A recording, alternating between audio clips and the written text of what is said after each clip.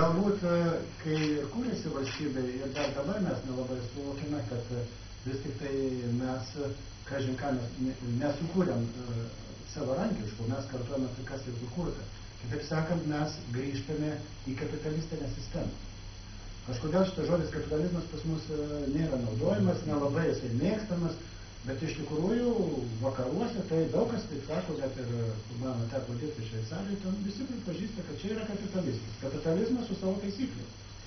Todėl kalbėti apskritai apie visuomenę kaip tokią visiškai kitokią, nuo tos kapitalizmo sistemos įsivažiavusią nėra pagrindo. Todėl tai, kas tie dalykai, kurie yra negatyvūs toje sistemoje, jie ateina ir pas mus. Aš sakyčiau, čia pabrėžčiau ne apskritai, bet kad visiems čia blogai Lietuvoje. Yra kai kam labai gerai Lietuvoje. Ir kai kurių padėtis nuolat gerėja.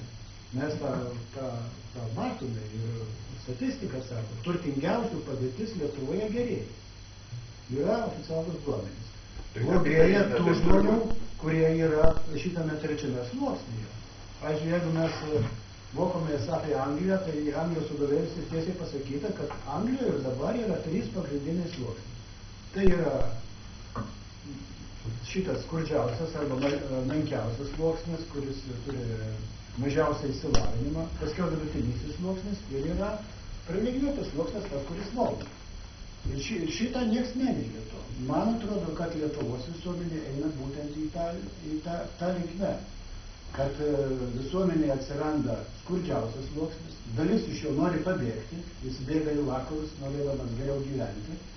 Vidutinis sluoksnis kovoja už išlikimą ir jis norėtų, kad ko gero jis yra ir svarbiausias tas sluoksnis, kuris kuria tą valstybę, nes jis yra ir pakankamai įsilavinęs, ir pakankamai kultūringas, ir jis ko gero labiausiai patriotiškas.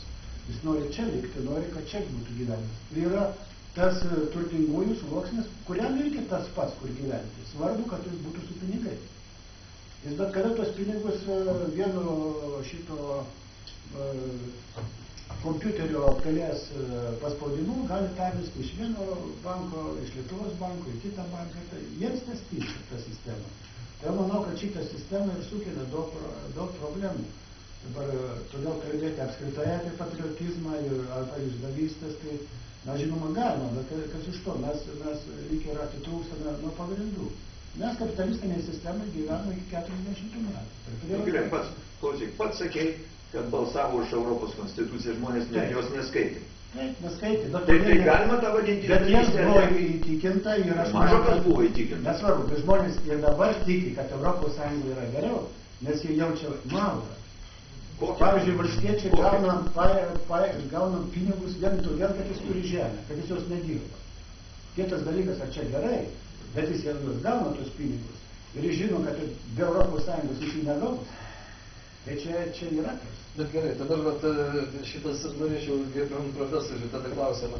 Žinot, aš gyvenu Dzūkijoje, tokiam rajone, kuriam nepriklausomybė visada buvo kaip pažadėta žemė, kadangi po 18 metų nepriklausomybės skelbimo labai greitai atsidūrė Lenkų okupaciniai zonai visas tas, kada 40 metais grąžintas buvo Vilniaus kraštas ir būtent ta Dzūkijos dalis Lietuvai jau čia tapo tarybinė, tai praktiškai negyveno tam laikotarpiu, čia vokiečių okupacija, vėl sovietinė okupacija. Ir ne veltui turbūt tie žmonės, kurie laukia tos nepriklausomos Lietuvos kaip gero kažkokio ekonominio gyvenimo, socialinės teisybės. Jie už tai ryškus pats stipriausias partizaninis judėjimas ten. Ir dabar vakar turiu pokalbį su kolega, su Vilniečiu, kuris sausio 13 gynė parlamentą, kuris dirbo pasienį, ir susitinka bedarbis, 2 metai. Vienu žodžiu, sako, Gediminai, mes dėl tokios Lietuvos kovojom. Ir čia buvo paminėta, kad kapitalizmas, tai gal ten prie tos, iš tikrųjų čia santvarkos, prie socializmo nepriklausomai Lietuva, jeigu tokia būtų socialistinė, gal būtų geriau jūsų manymų. Aš bet atsiprašau, profesoriau, pridurčiau, kad kapitalizmas gali būti socialiai orientuotas, koks yra dabar ir kokio siekia daugelio vakarų visuomenė. Ir gali būti laukinis kapitalizmas. O mes perkėmėm laukinio kapitalizmo stadiją. Aš visuomet irgi čia yra pagrindinė problema, kad mes atsidūrėme šokom atgal į laukinio kapitalizmo stadiją. Aš dabar norėčiau tokią lyg užmirštą. Buvo popiežius Jonas 23. Jis parašė tokią encikliką Mater's Magistrum. Man ta, nors tai buvo labai jau daug, jau prieš 50 metų parašyta, bet jis ten labai gerą mintį išdėstė. Sakau, kad jis analizuoja, kad kapitalizmas yra deformavęsis, socializmas, kuris Tarybų Sąjungoje yra deformavęsis ir jis konvergencijos principą. Ieškokime, kas tarp santvarkų yra pozityvu.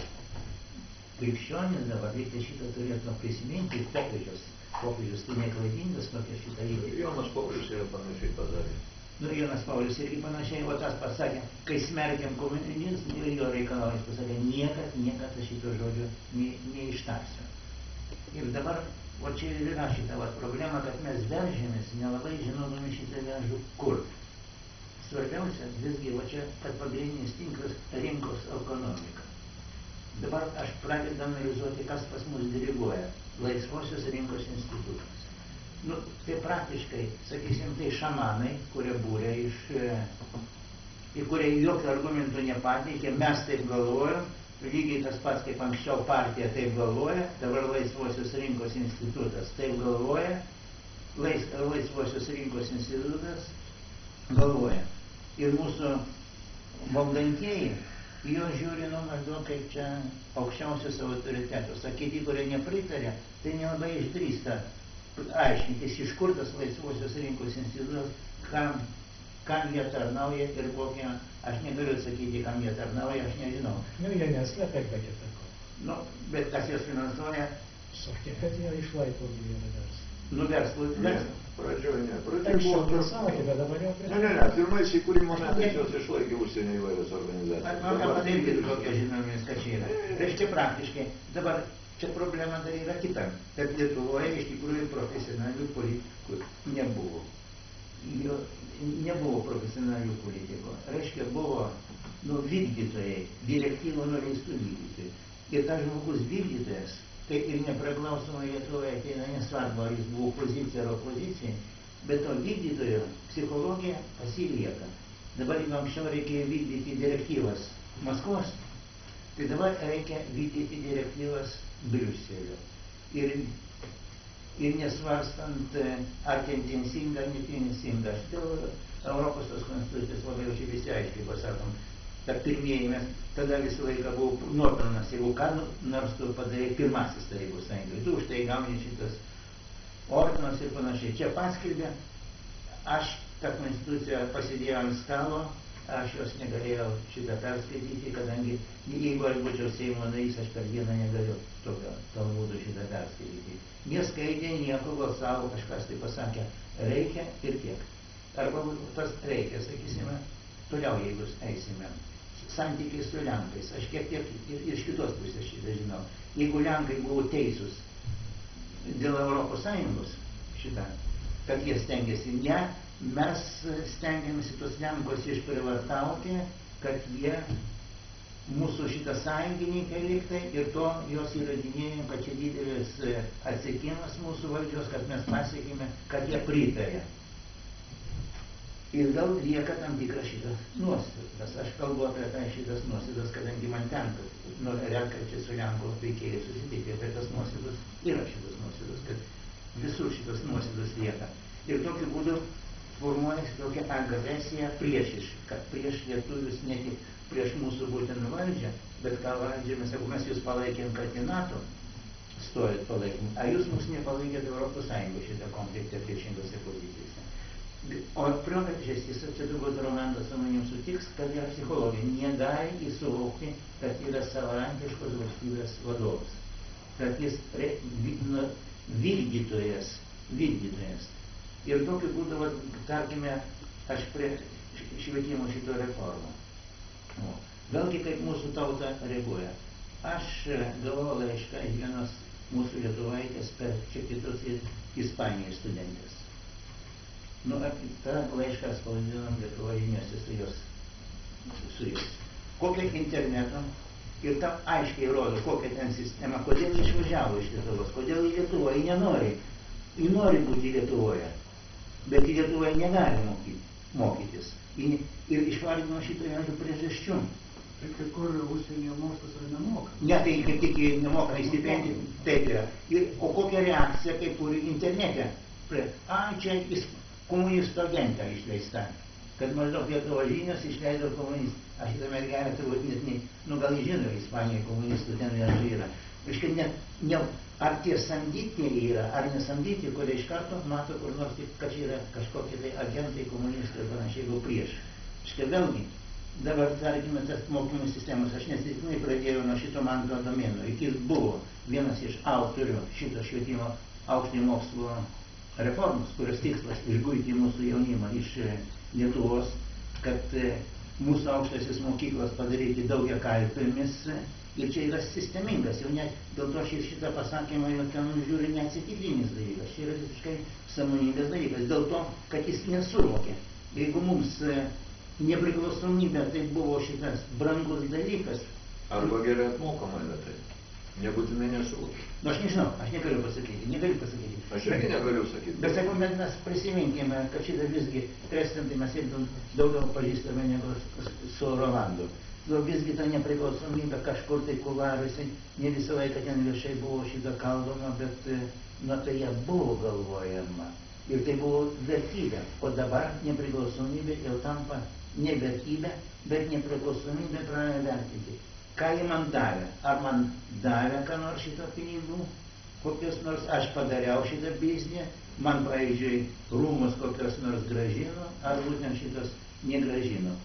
Ir vertelgiški santykiai susiformavo. Ir vertelgiški, dėl to, kad dar mes nepajėgė suvokti, kad valstybė yra vertybė, kad tauta yra vertybė. Žmogus negali būti niekas, sutikit, negali būti niekas. Jis yra arba lietuvis, arba rusas, arba kaip pagal vokiečių filosofiją, žmogus pats gali pasirinkti tautybę priklausomai nuo kultūros augo, bet jis vis tiek negali nepasirinkti. O pas mus dabar, tarsi žmogus niekas, jis niekam nepriklauso, jis anksčiau buvo terminas internacionalistas, bet po termino internacionalistas slypėjo kitą potekstį, tai man internacionalistas tas, kuris myli rusus. Dabar globalistas, negali, švankus myli, tada tiesiai buvo, sakoma, jeigu kalbėjo, pas jų Lietuvoje trūksta internacionalizmo, dėl to, kad čia atvažiavo, čia yra dabar. Domskis jums geriau paaiškinti. Gerai, bet šitas o dabar... Domskį aš pakankamai žinau. Globalistas mažai kas vadina. Ką? Donskis, pasižiūrėkit, Donskis pasiskaityti. Žodis, ko gero nevadina save. Kosmopolitais. Gerai, kaip kad jam tautinė neegzistuoja. Gal pasididžiavimų kalba. Kristians, jau pačiam klausimas, kadangi buvom kartu dalyvavom tam renginį, Vakarinio mokslo akademijoje. Vis tik tai pakalbėkime apie tai, kad iš tikrųjų Lietuvoje nėra šeimininko, būtent ta mintis, kurias kalbėjo Justinas Marcinkevičius. Ir man tada visai nesvarbu būtų, ar mes gyvenam kapitalizmo, ar socializmo, bet tas žmogus, kuris, kaip sakė, pats pirmas pasikelia, sutvarko ūkį, pasirūpinasi savo žmonėm, paskutinis eina miegoti, lyg tai privedė valstybių prie šeimos. Ir aš iš tikrųjų nematau tokių asmenybių, tokio žmogaus, kuris trenktų kumščiu į stalą, lyg tai bando mūsų prezidentė skaitė kažkokią tvirtą ranką rodyti. Gal čia kažkokios priežastys yra, kad neturim savo tokių kaip šeimininko jausmų, šeimininko asmenybės. Bet jis ten toliau ataskaitis nepasakė, kad tai gerai. Kad tai šeimininkas turi būti mes visi bendruomenė, kad čia yra archaiškas toks požiūris šeimininkas. Ne, labai gerai jūs papildėte. Jis išplėtė, kad čia bendruomenė mes visi turėjome būti šeimininkai. Taip, bet turbūt Brazauskas bandė tą vaidmenį vaidinti. Ir savo povyzą, ir savo pareigom, ir savo ryšiais. Galų gale reikia pridėti patirtim turbūt, jis turėjo nemažą savo bičiulių ratą, kad nomenklatūrais kad ir įtaką darė ir daug ką informavo. Nevejotina ir atliko net tam tikrą pozityvų darbą, bet galų gale tos jėgos, jie kalbu labai lengvai su juo susitvarkė.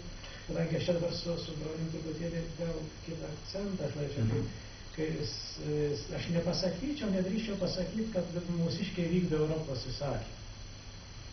Jie labai lengvai pasirenka, kai reikia ką vykdyti ir nevykdyti. Pasirodo, Tai Maskvos.